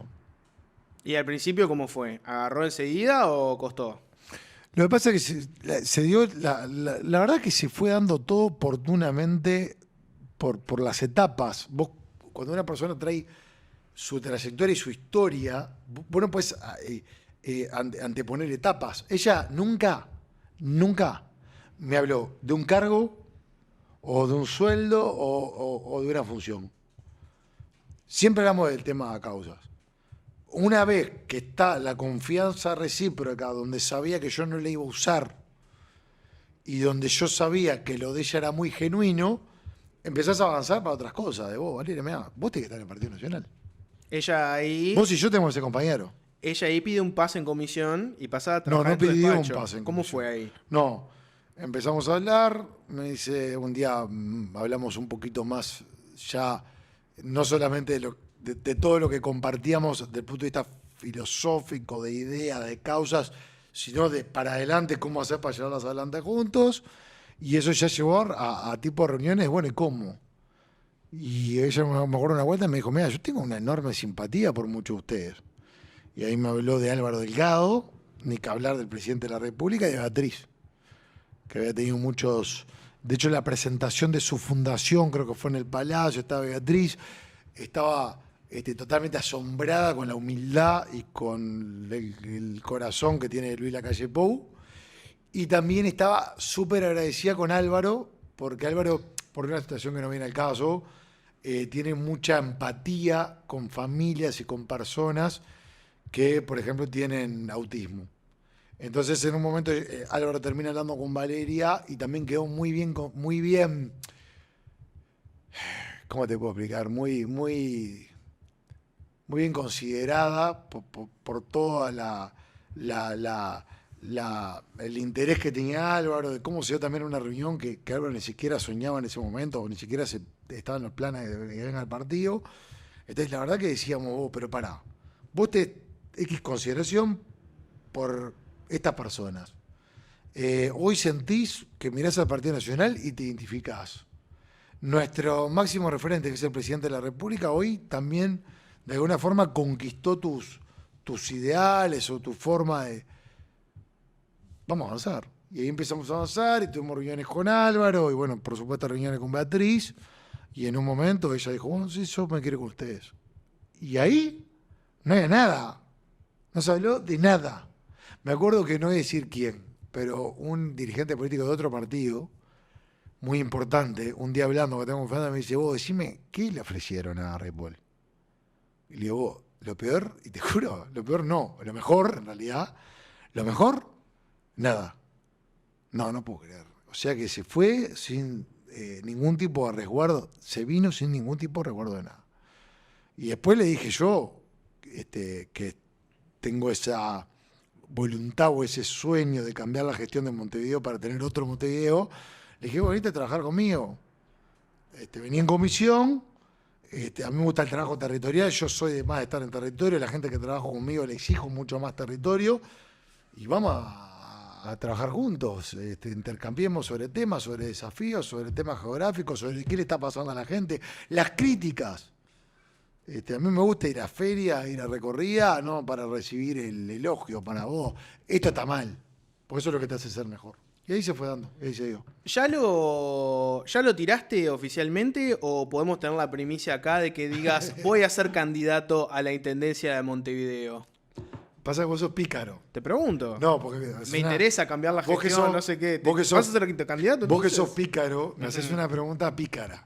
Porque vos me decís, ya lo tiraste oficialmente. O sea, partí de la base que ya está y solamente falta del Y oficial. me acabas de decir quiero cambiar la gestión de Lo Montevideo. cambiás, pero vos podés quererlo cambiar Ujú. y no necesariamente eso implica que vos seas el candidato. Vos podés querer cambiar, contribuir para cambiar, trabajar por un proyecto y después se abre el candidato. No vas a ser candidato a la Intendencia, no te interesa. Yo voy a trabajar al 100% y voy a dar el máximo de mí para ayudar en un proyecto político viable, alternativo y que se cambie Montevideo en el año 2025. Las elecciones de mayo de 2025 yo quiero cambiar. Yo quiero cambiar. Las candidaturas, a ver, si me reservé y no integré la 404 en la interna, sí puedo ir en octubre. No tanto a Senado, diputado, donde me toque ir, pero si me reservé es porque evidentemente lo voy a reflexionar. Sí, pero vos lo das por... Me haces gestos. ¿Por qué no? Me haces gestos. Hablemos seriamente, Me haces ¿no? gestos. Yo te puedo dar mucho hace- porque sí, ¿no? Vos, evidentemente te interesa, te has estudiado la gestión de Montevideo, tenés un perfil que va por ese lado, estás armando un poco un cuadro que tiene que ver con eso, ahí tenemos mucho sí. ¿Qué cosas te llevarían a reflexionar y decir, capaz que no? ¿Hay algo Primero ahí? porque hay que escuchar e intercambiar con diferentes compañeros en la interna del partido. Yo digo, en el caso de ganar la elección nacional, vos estás hablando de una elección de una instancia electoral que es posterior al 1 de marzo. Vamos a poner que gana Álvaro Delgado. Se forma el Poder Ejecutivo. El 1 de marzo 2025 se presenta los ministros Claro. que integran el Poder Ejecutivo. La elección de mayo es posterior. O sea, como ya te estás privando de la posibilidad de ser ministro en el caso de ganar. Yo no estoy especulando igual con eso, pues yo creo que en esto hay que jugársela. ¿Tá?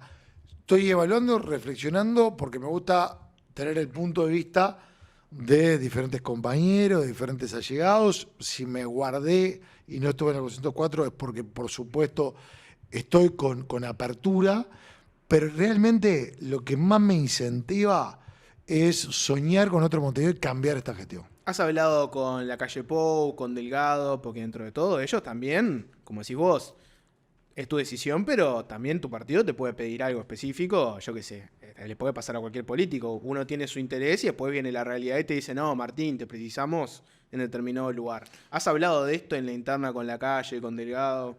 Yo esas charlas me las guardo porque las considero de carácter reservado. Lo que sí te digo es que cuando un partido que te dio todo, el día de mañana entienden que te ubiques en determinado lugar, por supuesto que es imposible y sería ingrato decirle que no. Por eso yo te decía los mojones electorales, pero para darte una dimensión objetiva. No, yo no soy así, ni soy por guiarme por dimensiones electorales, sino que soy de los que asumen cualquier tipo de consecuencia. Recién vamos a entrar en una instancia nacional, que eso requiere también un esfuerzo desde el punto de vista nacional. Primero hay que Eso hacer la no fuerza quita- para ganar el gobierno nacional Pero y eso no después... quita, pero eso no quita que vamos a analizarlo. Sí, voy a trabajar intensamente por cambiar Montevideo. Yo estoy harto de este Montevideo. Estoy harto de ¿Qué esta te gestión. tiene harto de Montevideo?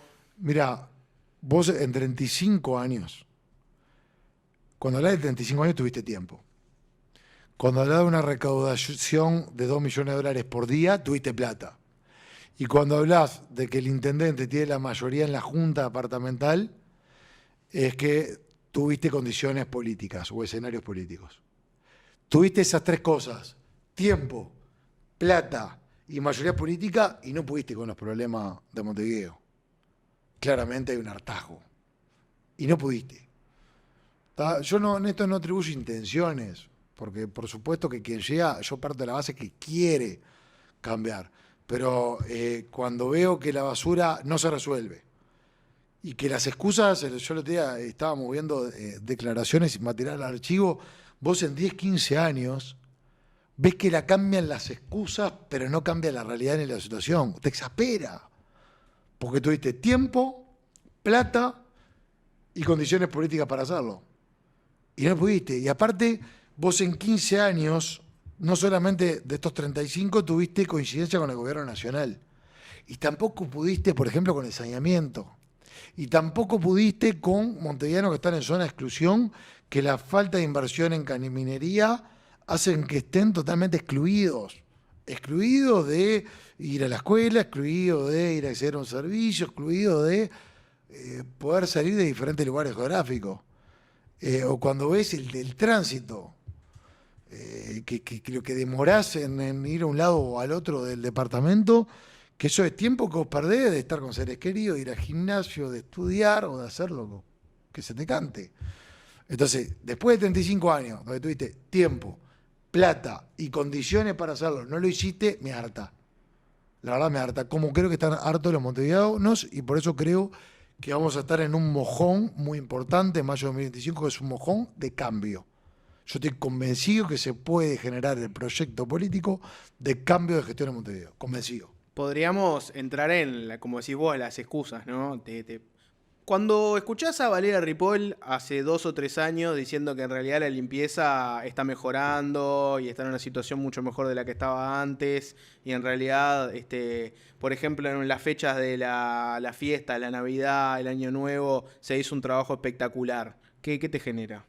Primero, opiniones que puede tener cada persona. No soy quien para evaluar cada opinión que hace cualquier compañero. Eso es lo primero. Lo segundo, vos podés dar un estado de situación y que sea una situación de paso, que mejore ocasionalmente durante unos meses o durante un contexto y después se vuelve a pique.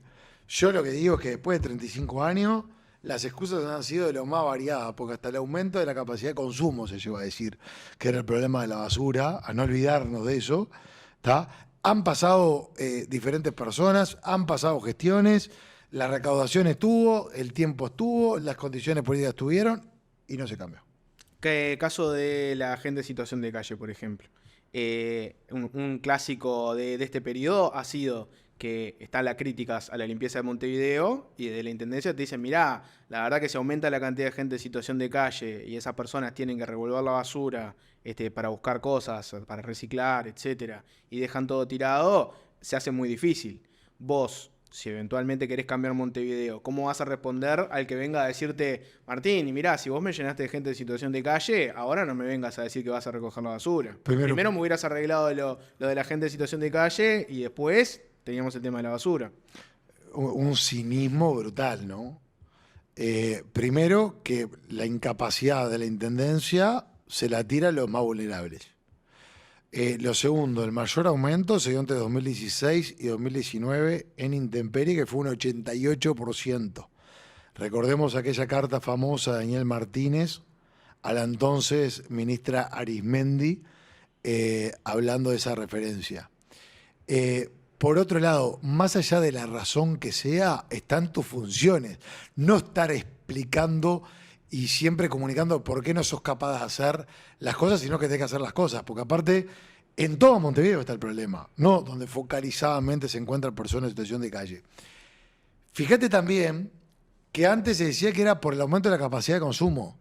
O sea, vos pasaste de decir que aumentaba la capacidad de consumo cuando era gobierno y eso provocaba los problemas de basura, a cuando no sos gobierno nacional, el problema está en la situación de calle.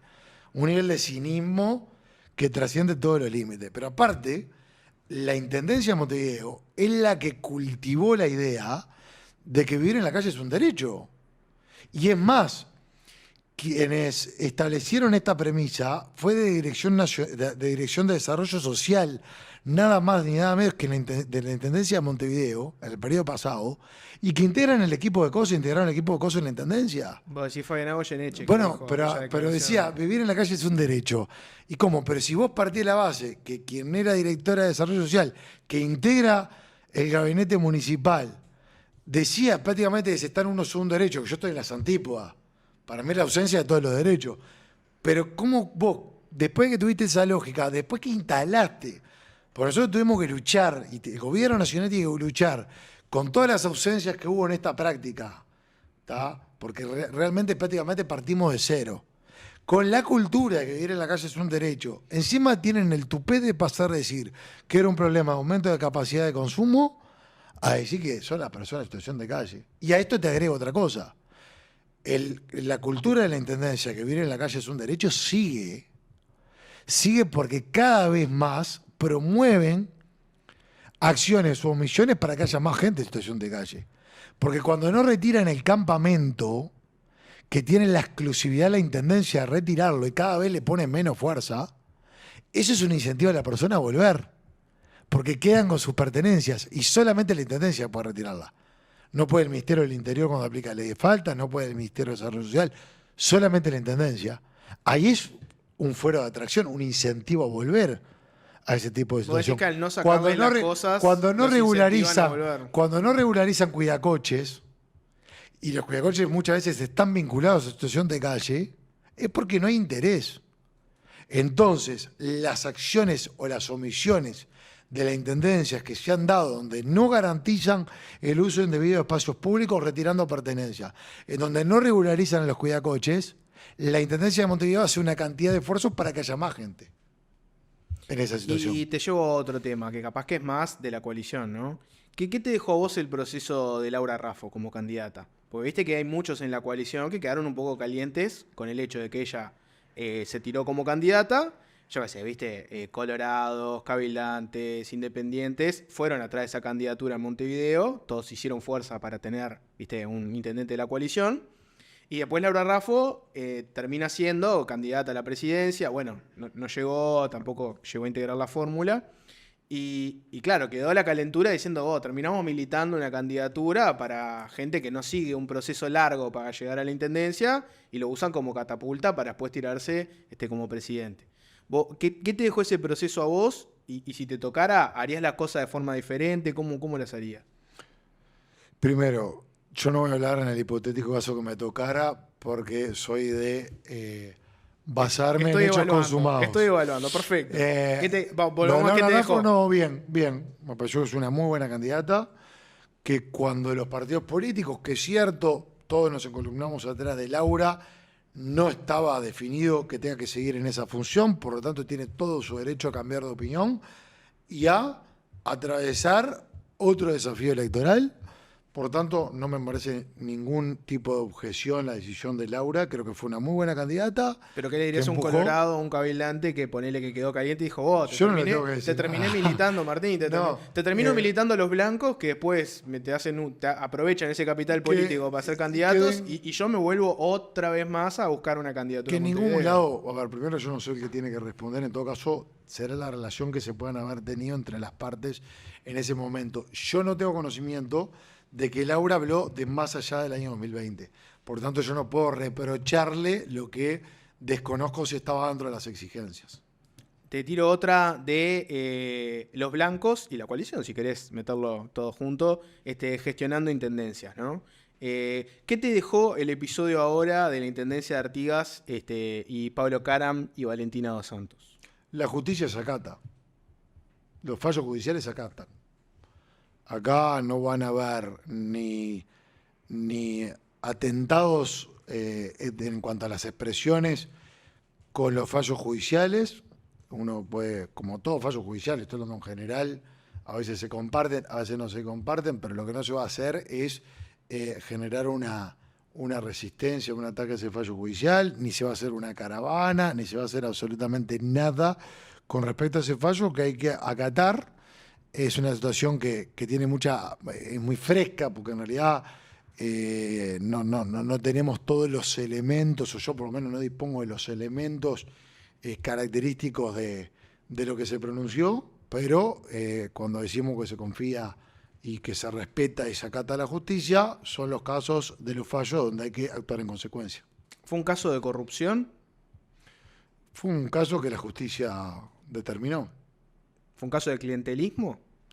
No sé cómo está, no leí la sentencia de lo que sí, por lo que vi, a Pablo Caram en realidad no se le imputa la comisión de una acción delictiva en forma activa, sino que creo que básicamente lo que se le imputa es no haber denunciado omisión de los deberes inherentes al funcionario público. Pero eso lo leí en titulares, no tengo elementos como para ser contundente en cuanto a de qué se trata o qué hay detrás de esos episodios, porque como te digo, creo que el de Valentina Dos Santos fue ayer de noche.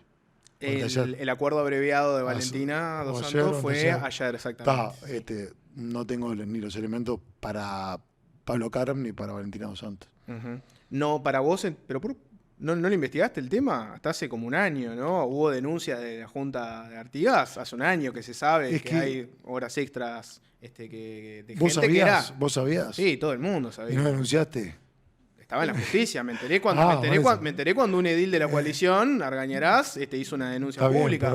Hubo toda una ronda de prensa, entrevistas, fue al honorable directorio del Partido Nacional, Pablo Caram habló en los medios. Si te enteraste ahora, Martín, no, en realidad todos nos enteramos ahora. No, te enteraste del fallo ahora, pero de que el caso estaba. Pero pará, una cosa es un caso que esté y esté en agenda, y otra cosa muy distinta es que ese caso, que puede estar en agenda pública con trascendidos públicos, se concrete y se consume en los elementos probatorios. ¿Tá? Mira, te estoy tocando hoy y te pregunto en serio, ¿no fue a través de un celular que se empezó a generar la información probatoria por parte de la justicia? Tenías dos mojones, si querés, ¿no? tuviste el caso de un intercambio de mensajes con el tema de las horas extra y una denuncia muy puntual de un edil frente amplista en Artigas, pero después hubo todo un proceso de casi un año donde este edil colorado, Argañarás, hizo una denuncia mucho más amplia que era más allá del caso concreto de un Yo funcionario. te digo, el caso concreto, la justicia al acceder al celular y ahí encontrar los medios probatorios para llegar a una condena, yo no lo tenía nada de eso. Y no tenía forma de tenerlos eso. Por eso digo que un tema puede estar en la agenda pública, puede estar con trascendidos públicos, y con eso no desacredito que esté, porque está bien, nosotros estamos sujetos al control. Sí, otra cosa que sea y control real. ciudadano. Pero yo no puedo, por cada trascendido, estar cobrando créditos sin tener de los elementos correspondientes. Porque si la justicia, eso de poder solicitar el celular, ver los chats, y a través de que se vean los chats, poder llegar a confirmar o a plasmar una condena, es unas circunstancias que no todos tenemos esa posibilidad coercitiva o esos pedidos que pasan a la justicia. Entonces, una cosa es que se estén en los trascendidos y otra cosa muy distinta es tener los elementos que comprueben y sean concluyentes con esos trascendidos. Yo desconocía. Y ahora que tenés los fallos de la justicia y decís que los acatás, ¿condenás los hechos estos que ocurrieron? Yo no comparto los hechos. ¿Por qué cuesta ahí decir estuvo mal, lo condeno, Porque no fue un comparto, caso de clientelismo? porque no es que no que cueste, mira que te entiendo la pregunta y está bien que se haga esa pregunta y se nos haga esa pregunta. Uno son las prácticas, por supuesto que no, están mal, sí está mal, lo que está bien, lo que está mal. Y en eso no pueden haber líneas difusas o grises. Ahora, para pronunciar ciertas valoraciones sobre el fondo con un alcance mayor, y yo no te lo puedo decir, un día está la condena y el otro día yo te puedo responder, pero porque no tengo ni material, ni siquiera público para procesar ese tipo de opiniones. Lo que sí está mal, sí está mal. Está mal. ¿Tá? Vos decís, bueno, pero decime un título. No, y no te puedo decir, ni tampoco te puedo decir el grado de responsabilidad. Está mal el episodio, por algo termina en la justicia condenando, por supuesto que está mal que haya una práctica de estas.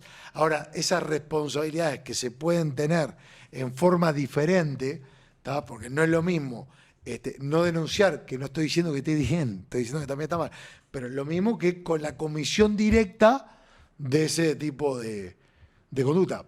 Para hacerte a fondo y responsablemente, tengo que tener otros elementos. ¿Qué pensás que pasó con, te voy a tirar un caso específico, ¿no? Porque este tema Partido Nacional y Clientelismo, ¿no? Tenés este caso ahora de Karam, ¿no? Que básicamente se le daba horas extra falsas a personas que estaban en la lista, ¿no? De él. Y te tiro otro ejemplo, Carlos Albizu, ¿no? Que era el presidente de la Comisión Técnico Mixta de Salto Grande. Una persona que puso en ese lugar personas blancos, dirigentes blancos, colorados, que estaban también en su lista, y termina renunciando por un caso de clientelismo y es apoyado por Delgado como candidato a la intendencia de Salto, ¿no? Una persona que usó el Estado para colocar gente con un fin político, ¿tiene que ser candidato a una intendencia? De hecho, puede, no tiene ningún tipo de objeción jurídica ni tiene ningún fallo judicial en su contra. Y ahí no hay nada más contundente que la expresión de la gente en las urnas. Vos sos un tipo que acomodó gente en el Estado, la gente lo vota, decís todo bien. No me consta, de hecho renunciaron una cantidad también, se dieron prácticas que tuvieron excesos, que él lo reconoció, que él dio el paso al costado y no cometió, creo, ninguna ilegalidad en esos procesos, creo, no, lo han comentado, no han habido objeciones al respecto, y en una vuelta de página se tira como candidato a intendente con aspiración de ganar, la gente es la que va a laudar. Para vos es un buen candidato. Es un buen candidato.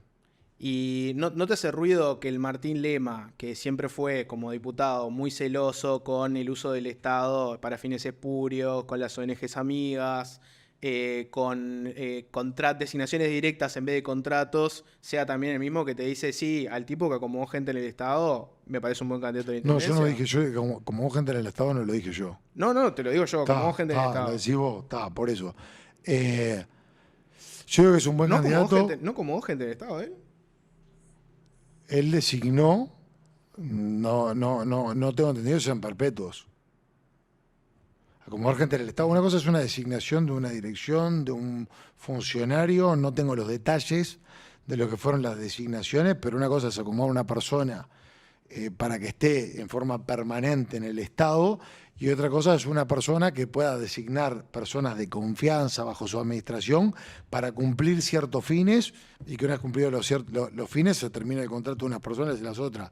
No te sé desglosar, conozco casos, te digo uno es Pablo Costela, que lo conozco, que es de los que renunció a la etapa contractual cuando se dio todo, y con eso descomprimió una circunstancia que él no quería estar inmerso y demás. Después, cada caso de esos hay que analizarlo. Ahora, por ejemplo, Bella Unión. Yo le di caso Bella Unión en ACE. En el caso de Bella Unión y ACE hubo intervención de la justicia, hubo procesado. En el caso del directorio de ACE se destituyó a todo el directorio. Había una cantidad de irregularidades que nosotros manifestamos en las interpelaciones y demás. Acá, en este caso de Carlos Albizu, que hubo excesos que se reconocieron y que se actuó en consecuencia, no hay ningún tipo de cuestión legal que tenga que ver con eso. O sea, yo no puedo estar de acuerdo con el recorte y pegue. Te voy a decir más. Cuando yo estaba con ACE, y por esto te voy a decir que no hay contradicción, porque sé separar los casos que yo estudio de los casos que yo no estudio. Estaba también la investigadora ANCAP. Y si vos mirás, yo no hablaba de ANCAP, cuando era la fácil y era donde estaba Sendic. Vos mirás mi actuación como legislador opositor y yo no hablaba de los temas más taquilleros del momento. Yo hablaba de los temas que investigaba yo. Entonces, ya de por sí no puede ser contradictorio cuando Martín Lema, tanto siendo oposición como siendo gobierno, siempre yo me centré en lo que yo procesaba, en lo que yo tenía probado. Y te aclaro, no lo decía, vos fijás, pero buscaba para tener el archivo. Puedo haber dicho algo, alguna ocasión aislada de Sendic, que no me acuerdo, pero no eran los temas fuerza que yo trataba. No era que yo estaba en un programa de televisión o en un programa de radio. Vos me acuerdo que estabas en un programa de radio que me llamabas para algunas entrevistas. Yo no hablaba de los temas más. Era específicamente por esos temas particulares. Por eso te digo, yo no era de los que hablaba de todos No los temas. sanateo sería la... Vos, ¿no? ¿por qué te digo esto? Porque yo, cuando hago un juicio de valor o hago una actuación, es porque la tengo estudiada. No porque tengo ganas de hacer política con el que está. Tema Sendic, yo no era de los que hablaba de Sendic el periodo pasado, lo puedes ver, ni hablaba de la investigadora ANCAP. ¿Por qué? Porque no tenía elementos para procesar eso, pero sí lo tenía ACE. Sí lo tenía ACE. Y era totalmente distinto y eran circunstancias que las tenía estudiadas al detalle. Queda feo que lo diga así capaz, pero entre otras cosas porque no me gustaba estar cuestionando un nombre propio que tiene una familia, que tiene diferentes situaciones sin tenerlo. Yo interpelé a un ministro y destituyeron al directorio de ACE. En materia de otro tipo de advertencias que hice, generaba cambios. A eso me remitía. ¿Qué pensás de la propuesta que hicieron desde Ciudadanos, desde el Partido Colorado, ¿no? Para que se haga una reforma constitucional que haga que en las intendencias las personas que van a entrar como funcionarios tengan que entrar por concurso, y lo mismo los ascensos, ¿no? Que no exista más el meto sin concurso a alguien como funcionario público, o lo haciendo por una cuestión de confianza política o de amistad, de amiguismo, clientelismo. ¿Ahí dónde estás parado en esa discusión? Por un lado está un pronunciamiento sustancial y por el otro el formal.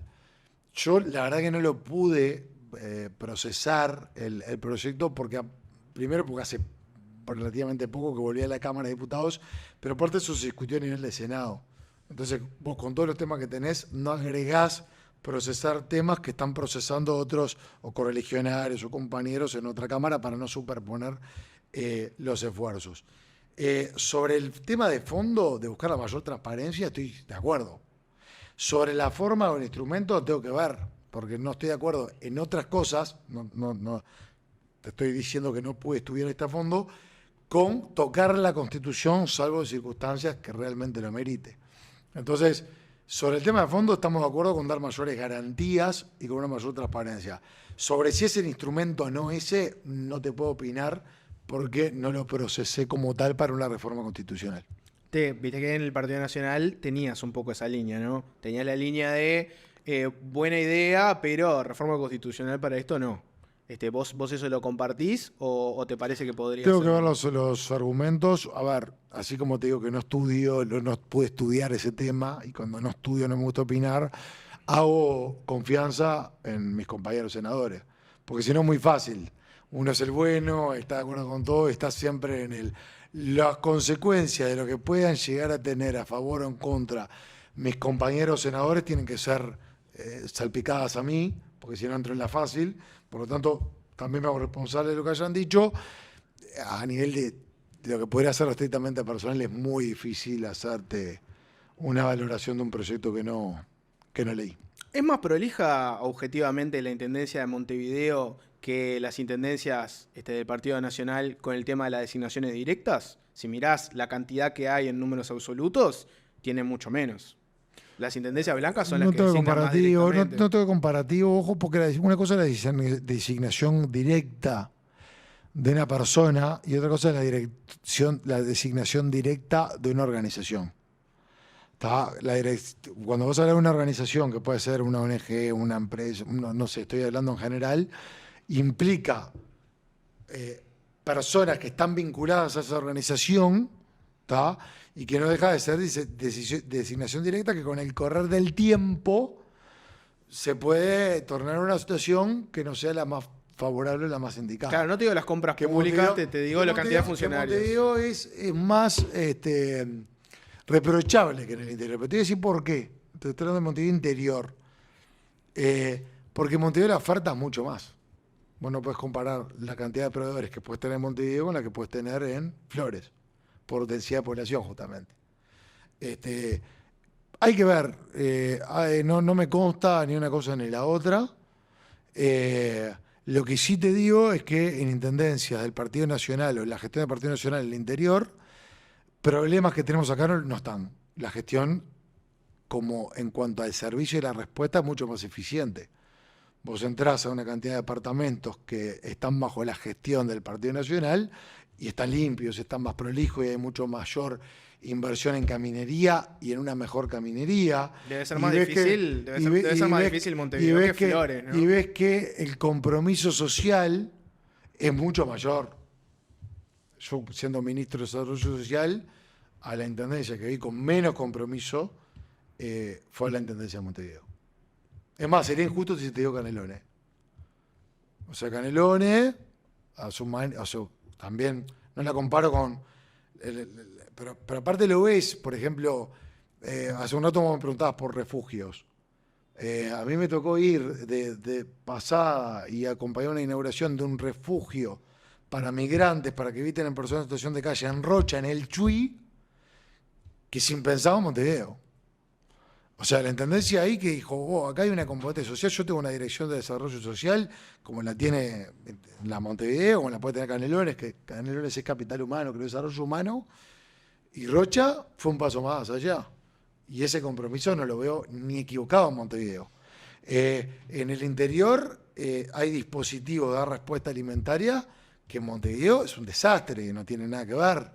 El INDA no puede entrar a articular con Montevideo, siendo donde están de los principales desafíos. En un aparato como Montevideo, con 2 millones de dólares de recaudación por día, que tenga tan poco compromiso, y obviamente llama la atención.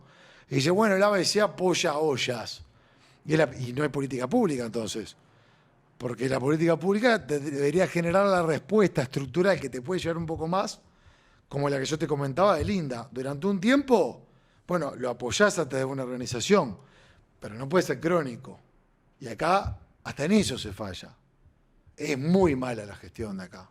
Muy mala. Pero volviendo a la cantidad de funcionarios que entran por concurso versus por no lo tengo medido. directa. No lo tengo medido. Lo que sí te digo que hay que ver las dos cosas, las organizaciones con funcionarios, pero aparte todo lo que sea para dar una mayor transparencia, yo voy a estar de acuerdo.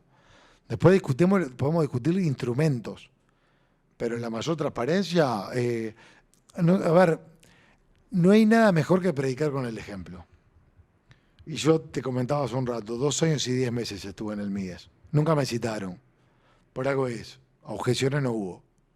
Cuando haya un anuncio oficial, Martín, volvés. Te volvemos a invitar a ella con el anuncio oficial. ¿Por sí o por no? Yo voy a abrir la puertita de que exista el por no, pero me da la sensación de que va a ser por sí.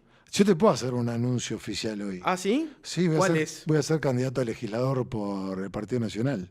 ¿Vas a ser candidato a legislador por el Partido Sí. Nacional? ¿En qué lista? En la En 404. la 404. ¿Viste? Mirá, vas a ser candidato a legislador. Excelente anuncio. No es capaz que el anuncio que va a acaparar todos los titulares, pero es un anuncio. Es un anuncio que vale la pena. No, bueno, vamos a ver. Hay tiempo, hay que reflexionar. Gracias, Martín, por todo. Por favor, Jorge, un gusto fue. Vamos arriba. Bueno, si llegaste al final de este video es porque sos un convencido, sos una convencida de Al Hueso. Así que ayudanos, suscríbete al canal, anda al Instagram, anda a TikTok, vamos al hueso, @vamos al hueso.